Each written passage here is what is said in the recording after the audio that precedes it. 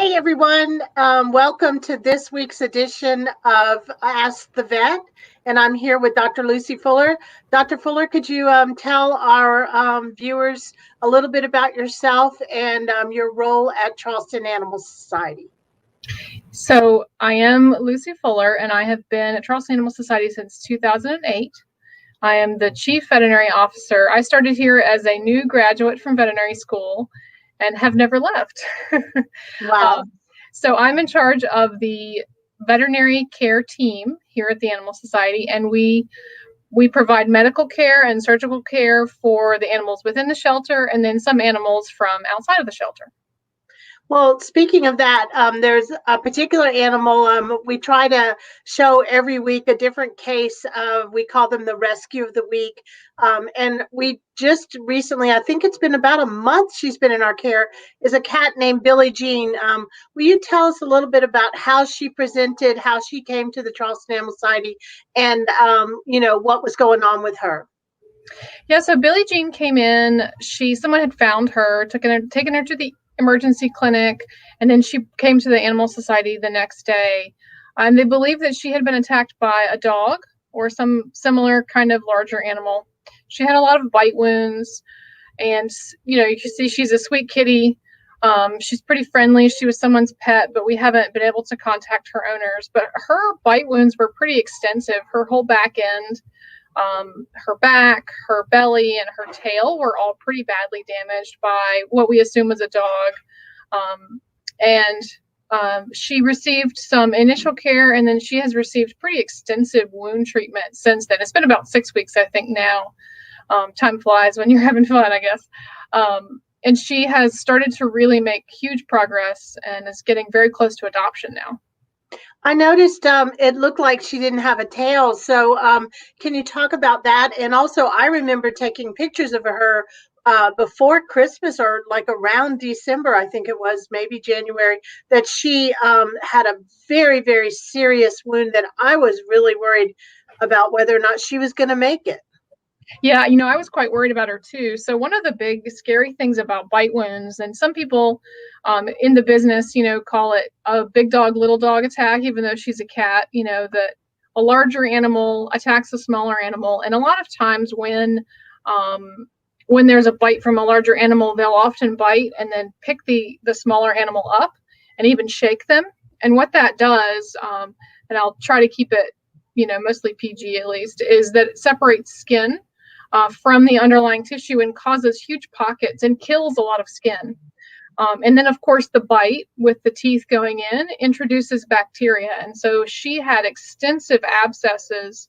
Abscess is an infection and a collection of infected fluid in her belly, her abdomen, all between her back legs, around her tail. Her tail had to be removed because the skin was bitten in a full circle around it, and so all the skin died because the blood supply was compromised. And so we had to remove her tail in order for we couldn't save it. But luckily that healed pretty well, and once we got her infection under control, she actually had infection going all the way through one of her back legs because the bite wound went all the way through. So it was pretty, when she first came in, we could tell she was quite bruised, but it's very hard to tell. One of the kind of scary things is it's hard to tell initially how bad it's going to be, because I've seen many animals come in and, you see some puncture wounds and maybe that's all they have. And then others, like this kitty, obviously she'd had a lot of damage underneath. Hi, Billie. I know. Well, go ahead. It was awesome, yeah. By the week after she came in, we knew that it was going to be a really extensive recovery. Right. And so you just saw her yesterday, I understand. And the picture you sent me, she looked phenomenal. I couldn't believe the wound was, it started out probably about this big, and then she lost her tail. And then now it seems like it's about maybe this big. What do you think? She's doing well?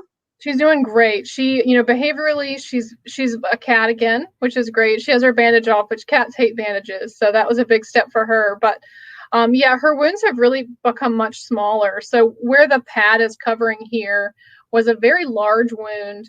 that was a result of an abscess and the dead skin that I mentioned.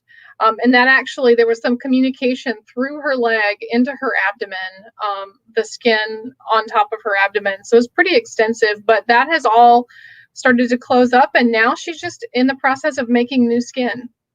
She didn't have enough for us to close it. Some people would ask that question, like, why didn't you close the wound?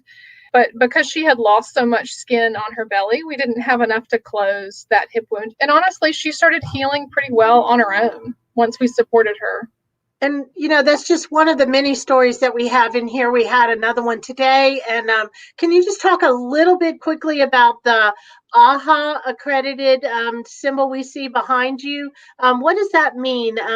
Charleston Animal Society has an accreditation that we really need to shout from the rooftops about. Yeah, we're definitely proud of it. So the AHA is an acronym that stands for the American Animal Hospital Association, and they are a nonprofit group that creates a set of standards for veterinary clinics and hospitals to abide by. It's a voluntary set of standards, but it provides a base by which care can be compared. The provision of care can be compared. So to become accredited, you must meet a certain number of mandatory and a certain number of elective standards. And we have done that now. We've had our third accreditation. We've been accredited since 2015, and we're definitely proud of it. It's work to keep up, but we know that it means that the care that we provide here in the Animal Society can be compared to care that animals would receive anywhere. That's awesome. And again, this is Ask the Vet with the Charleston Animal Society. We're so grateful to have Dr. Lucy Fuller here to talk to us about one of these many cases.